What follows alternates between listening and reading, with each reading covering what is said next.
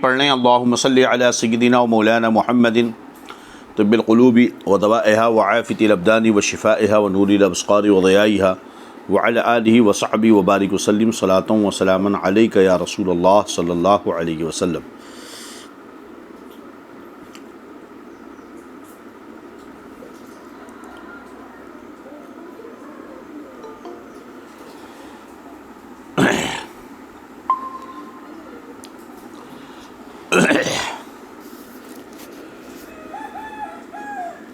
گزشتہ درس میں بخاری شریف کے آپ نے 19واں باب مکمل پڑھا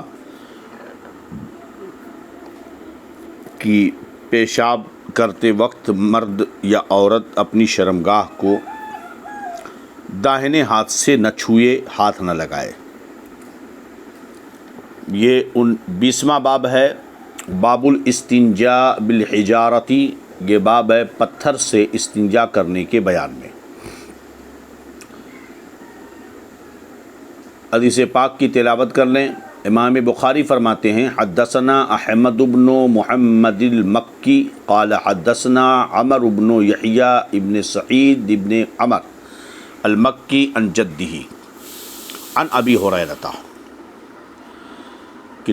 امام بخاری فرماتے ہیں کہ ہم سے حدیث بیان کی احمد بن محمد المکی نے، انہوں نے کہا کہ ہم سے حدیث بیان کی عمر بن یحییٰ بن سعید بن عمر المکی نے، وہ روایت کرتے ہیں اپنے دادا سے، وہ روایت کرتے ہیں حضرت ابو ہریرہ عن ابی ہریرہ، حضرت ابو ہریرہ سے، قال، حضرت ابو ہریرہ نے فرمایا اتبعت النبی صلی اللہ علیہ وسلم وخرج لحاجتہ، کہ میں سرکار دو جہاں صلی اللہ علیہ وسلم کے ساتھ چلا، پیچھے پیچھے چلا، اور سرکار اپنی حاجت کے لیے باہر نکلے۔ وَكَانَ لَا يَلْتَفِتُ، اور سرکار جب چلتے تو دائیں بائیں متوجہ نہیں ہوتے تھے، اپنا نظریں نیچی کر کے جہاں جاتے تشریف لے جاتے، دائیں بائیں متوجہ نہیں ہوتے۔ فَدَنَوْتُ مِنْهُ، میں سرکار کے قریب پہنچا، فَقَالَ أَبْغِنِي أَحْجَارًا أَسْتَنْفِذُ بِهَا، فرمایا میرے لیے پتھر تلاش کرو تاکہ میں اس سے صفائی حاصل کروں۔ استنفذو بہا، اس کا مادہ استنفذو، اس کا مادہ ہے نون فا غاد نفذا، جس کے معنی جھاڑنے کے ہیں، اور ظاہر سی بات ہے کہ چونکہ جھاڑنے سے صفائی حاصل ہوتی ہے تو اب استنفذا کے معنی ہوا جس سے میں صفائی حاصل کروں، جس کا حاصل کیا ہوا؟ استنجا کرنا۔ اور نحوہ، یا اس جیسے کوئی اس طرح کا کوئی لفظ سرکار نے کلمہ ارشاد فرمایا۔ ولا تأتینی بعظم ولا روث، میرے پاس ہڈی نہ لانا اور نہ ہی گوبر لانا، یعنی جانور کا پیخانہ۔ فأتیتہ بأحجار بطرف ثوبی، تو میں سرکار دو جہاں صلی اللہ علیہ وسلم کی بارگاہ میں دو پتھر، بأحجار پتھر لے کر کے آئے، بطرف ثوبی اپنے کپڑے کے دامن میں، تو کپڑے کے دامن میں جو ہے پتھر لے کر کے آ گیا۔ فوضعتہ الی جنبہ، میں نے اسے آپ کے پہلو میں بغل میں رکھ دیا، وأعرضت عنہ، اور وہاں سے ہٹ گیا۔ فلما قضا، سرکار دو جہاں صلی اللہ علیہ وسلم نے جب قضائے حاجت فرما لی، اتبعہ بہن، تو اس کے بعد ان پتھروں کو استعمال فرمایا۔ یہاں نبی کریم صلی اللہ تعالیٰ علیہ وسلم نے ارشاد فرمایا کہ میرے لیے پتھر لاؤ جس سے میں صفائی حاصل کروں، ہے نا؟ تو پتھر منگایا اور صفائی حاصل، یعنی نجاست طہارت حاصل کرنے کے لیے، اور اس بات سے منع فرمایا کہ ہڈی یا گوبر نہ لایا جائے۔ یہاں چند بحثیں ہیں۔ سرکار نے کیا کہا؟ میرے لیے پتھر لاؤ، تو پتھر کی تخصیص کر دی، لہذا اس حدیث کے ظاہری معنی کو لیتے ہوئے بعض ظاہریہ کا مذہب یہ ہے، ابو داؤد ظاہری وغیرہ کا، کہ پتھر کے علاوہ کسی اور دوسری چیز سے استنجا کرنا جائز نہیں ہے، طہارت نہیں حاصل ہوگی، کیونکہ نبی کریم نے یہاں خاص کیا ہے کہ اے ابو ہریرہ میرے لیے پتھر لاؤ، جبکہ مٹی وغیرہ بھی رہی ہوگی۔ تو یاد رہے کہ یہ داؤد ظاہری کا اور ان کے متبعین کا کہنا صحیح نہیں ہے۔ یہاں پر پتھر کی تخصیص صرف اس لیے کی کہ وہاں سوائے پتھر کے اور کچھ نہیں مل سکتا تھا، ورنہ مسلک یہی ہے کہ پتھر کی طرح ڈھیلے، کنکر وغیرہ سے بھی استنجا بلا کراہت جائز ہے، ایسی چیز جو نجاست کو جذب کر سکے یا اسے صاف اور پاک کر سکے، صفائی جس سے حاصل ہو سکے۔ کیونکہ یہاں دیکھیں، ایک چیز تو یہ سرکار نے فرمایا کہ پتھر لاؤ، مقصد کیا تھا؟ اس سے صفائی حاصل کرنا۔ تو جس چیز سے صفائی حاصل ہو، مقصد پتھر منگانے کا نجاست کو دور کرنا اور استنجا کرنا جس سے صفائی حاصل ہو، اور جس چیز سے صفائی حاصل ہو اس سے استنجا ہو سکتا ہے۔ دوسرے، حضور نے منع کیا کیا کہ گوبر اور ہڈی مت لانا۔ اگر دوسری چیزوں سے استنجا کرنا جائز نہ ہوتا، مٹی، کنکر وغیرہ سے،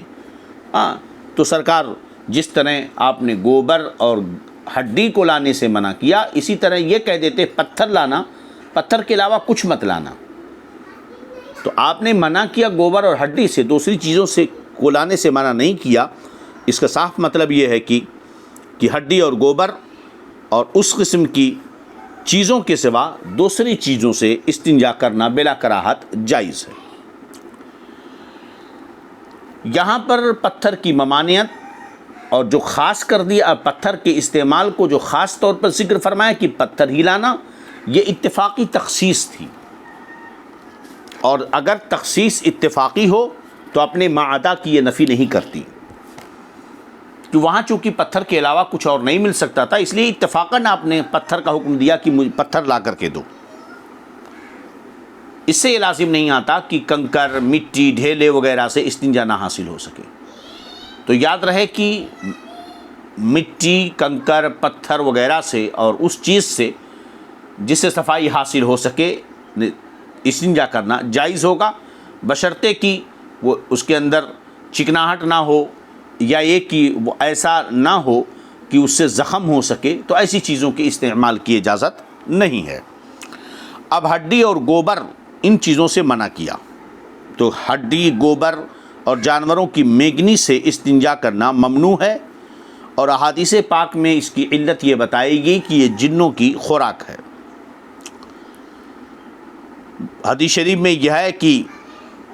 بخاری شریفی کے اندر کہ یہ دونوں جنوں کی خوراک ہے۔ سرکار نے خود فرمایا کہ میرے پاس نصیبین کے جنوں کا وفد آیا، یہ اچھے جن تھے، انہوں نے مجھ سے سفر کی خوراک مانگی، میں نے ان کے لیے اللہ سے دعا کر دی، اب یہ کسی بھی ہڈی یا گوبر کے پاس پہنچیں گے تو اس پر کھانا پا جائیں گے۔ چنانچہ امام ابو داؤد نے حضرت عبداللہ بن مسعود سے روایت کی کہ جن کا وفد رسول اللہ صلی اللہ علیہ وسلم کی خدمت میں حاضر ہوا اور عرض کیا، یا رسول اللہ، اپنی امت کو ہڈی اور گوبر اور کوئلے سے استنجا کرنے سے منع فرما دیں، اس لیے کہ اللہ تعالیٰ نے ان میں ہماری روزی رکھی ہے، تو حضور نے منع فرما دیا۔ مسلم شریف میں یہ طویل ہے کہ حضرت عبداللہ بن مسعود سے مروی ہے کہ رسول اللہ صلی اللہ علیہ وسلم نے یہ فرمایا کہ میرے پاس جنوں کا داعی آیا، ان کا سردار آیا، میں اس کے ساتھ گیا، میں نے ان پر قرآن پڑھا۔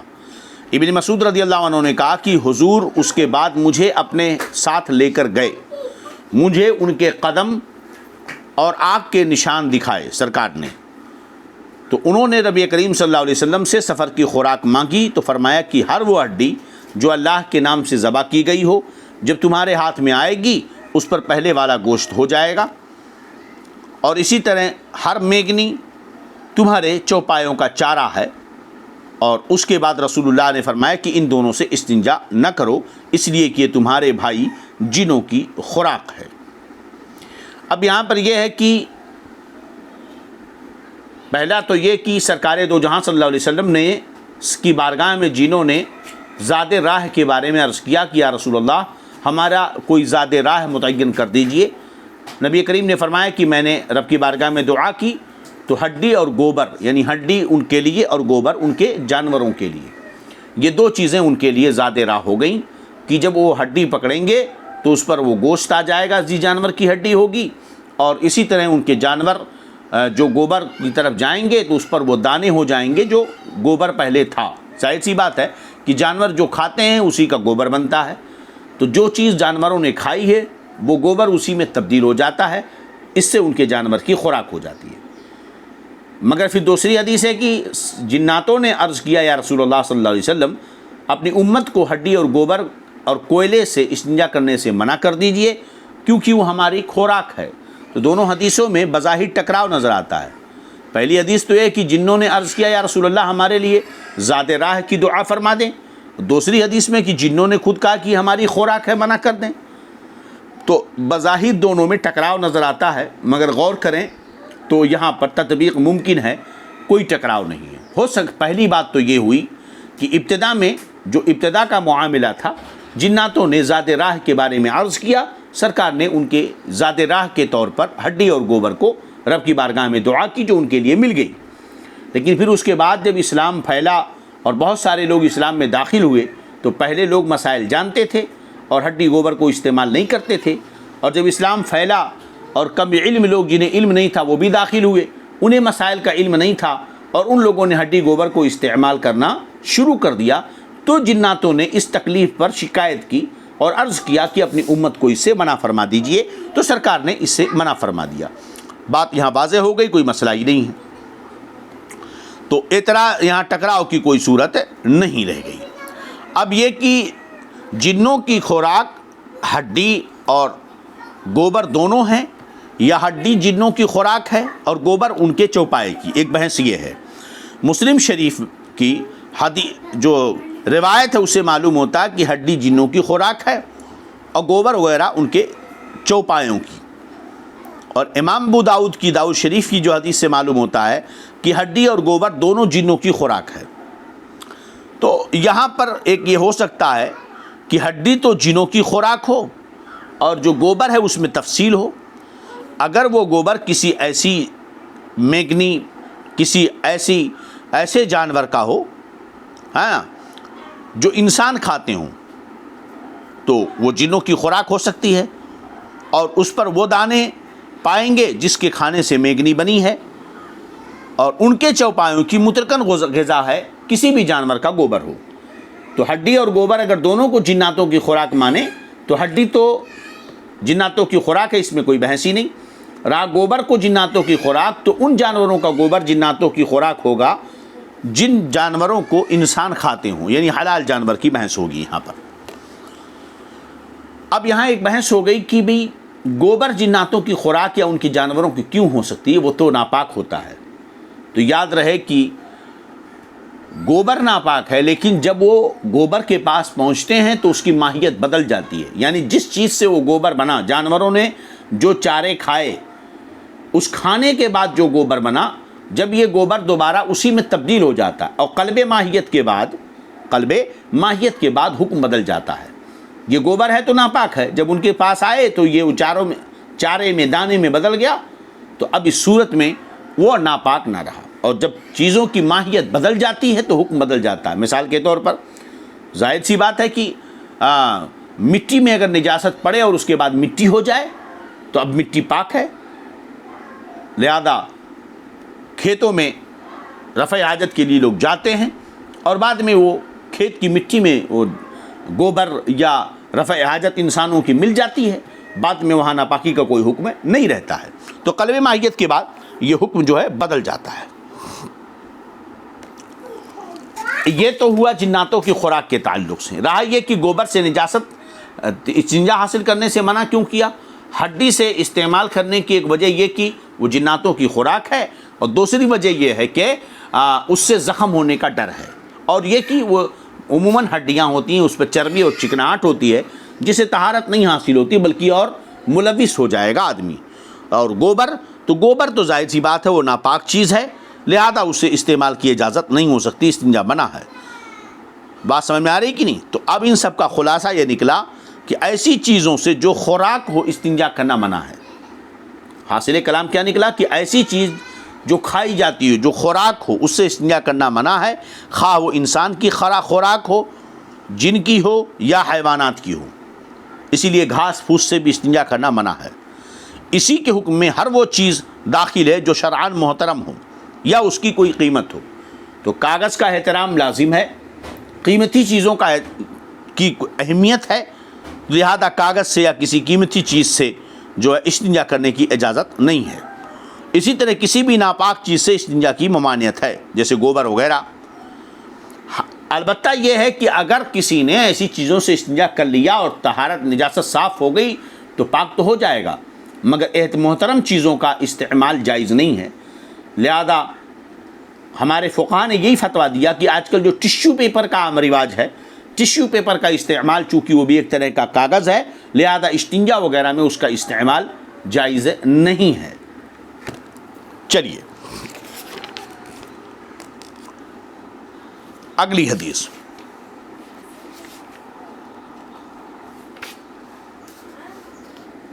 باب لا یستنجا بروثین، یہ باب ہے باب لا یستنجا بروثین، یہ باب ہے گوبر سے استنجا نہ کرنے کے بیان میں۔ حدثنا ابو نعیم قال حدثنا زہیر عن ابی اسحاق قال لیس ابو عبیدہ ذکرہ ولکن عبد الرحمن ابن اسود عن ابیہ۔ امام بخاری فرماتے ہیں کہ ہم سے حدیث بیان کی ابو نعیم نے، انہوں نے کہا کہ ہم سے حدیث بیان کی زہیر نے، وہ روایت کرتے ہیں حضرت ابو اسحاق سے۔ قال، ابو اسحاق نے کہا لیسا ابو عبیدہ ذکرہ، اس کا ذکر ابو عبیدہ نے ان سے نہیں کیا ہے، ولیکن عبد الرحمن بن اسود عن ابیہ، لیکن عبد الرحمن بن اسود نے روایت کیا ہے اپنے باپ سے، انہو سمع عبداللہ، کہ انہوں نے عبداللہ ابن مسعود سے سنا۔ معاملہ یہاں پر یہ ہے کہ ابو عبیدہ جو ہے یہ حضرت عبداللہ ابن مسعود کے شہزادے ہیں، تو عبداللہ ابن مسعود سے حضرت ابو عبیدہ کا سماع ثابت نہیں ہے، یعنی ان کے شہزادے ابو عبیدہ نے حضرت عبداللہ ابن مسعود سے نہیں سنا ہے، اس لیے اس کی وضاحت کر دی کہ ابو عبیدہ نے اس کو ذکر نہیں کیا، عبد الرحمن ابن اسود نے ذکر کیا ہے، انہوں نے عبداللہ ابن مسعود سے سنا۔ یقول، کہتے ہوئے، اتى النبی صلی اللہ علیہ وسلم غائطا، نبی کریم رفع حاجت کے لیے میدان میں تشریف لائے نیچی زمین پر،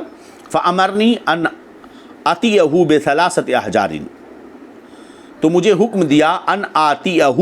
کہ میں ان کے پاس لاؤں بثلاثۃ احجار، 3 پتھر، فوجدت حجرین، تو میں نے 2 پتھر مجھے ملا، میں نے 2 پتھر پایا، سرکار نے 3 کا حکم دیا تھا، میں 2 ہی پتھر پایا میں۔ والتمست الثالثہ، میں نے تیسرا پتھر تلاش کیا، فلم اجد، تو مجھے نہیں ملا، فاخذت روثۃ، تو میں نے گوبر کا ایک ٹکڑا لے لیا، فآتیتہ بہا، تو سرکار کے پاس لے کر کے میں آیا، فاخذ الحجرین والقى الروث، تو آپ نے پتھر کو لے لیا دونوں اور گوبر کو پھینک دیا، وقال، فرمایا، ھذا رجس، یہ نجاست ہے، ناپاکی ہے۔ وقال ابراہیم ابن یوسف عن ابیہ عن ابی اسحاق حدثنی عبد الرحمن ابن اسود، اور ابراہیم بن یوسف نے روایت کیا اپنے باپ سے، وہ روایت کرتے ہیں ابو اسحاق سے، انہوں نے کہا کہ مجھ سے حدیث بیان کی عبد الرحمن بن اسود سے، وہ روایت کرتے ہیں اپنے باپ سے۔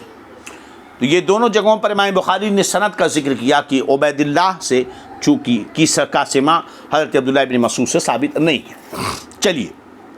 اب اس حدیث پاک میں یہ کہ سرکار نے 3 پتھر لانے کا حکم دیا،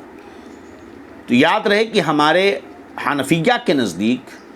استنجا میں 3 پتھر کا استعمال عدد مسنون نہیں ہے،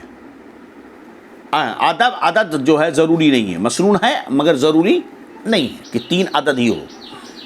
کہ اگر 3 کا عدد استعمال نہیں کرے گا تو طہارت حاصل ہی نہیں ہوگی۔ تو عدد جو ہے یہ فرض ہے ہمارے ہاں، حنفیہ کے نزدیک نہیں ہے۔ اگر 1 پتھر سے نجاست حاصل ہو جائے تو 1 پتھر سے، 2 سے ہو تو 2 سے، 3 سے ہو تو 3 سے، 3 نہیں تو 5 ہو، 5 نہیں تو 7 ہو، اس طرح بات سمجھ میں آ رہی کہ نہیں؟ تو پہلے تو یہ یاد رکھیں کہ امام بخاری نے جو کہا کہ ابو اسحاق نے یہ حدیث ابو عبیدہ سے، ابو اسحاق نے کہا کہ یہ حدیث ابو عبیدہ نے مجھ سے نہیں ذکر کیا بلکہ عبد الرحمن بن اسود نے ذکر کیا، یہ بات ذہن میں رہے جو ہم نے بتا دی۔ اب یہ کہ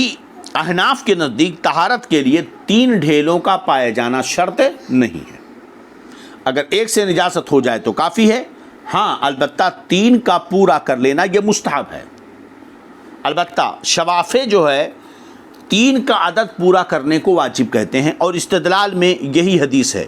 وہ کہتے ہیں کہ اس سے کم ہو